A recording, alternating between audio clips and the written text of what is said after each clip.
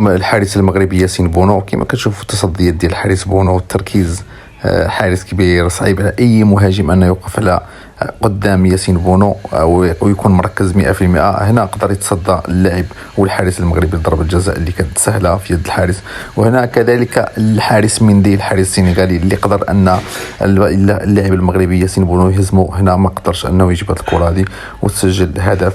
هنا ياسين بونو امام اللاعب كيسي عنده تجربه كبيره، لعب في منتخبات فرق كبيره وقدر انه يسجل بسهوله على الحارس المغربي.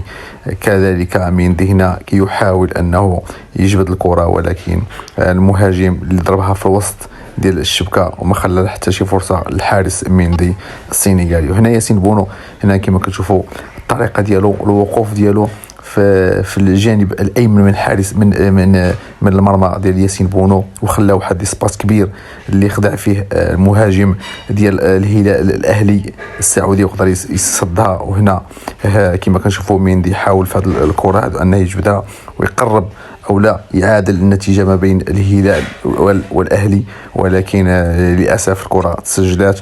وهنا ياسين بونو كانت صعيبه عليه الكره، مشى تبعها في الزاويه 90، ولكن كانت صعيبه عاليه. كان دار مجهودات كبيره الحارس ياسين بونو واللي قدر انه يقدم واحد الهديه كبيره.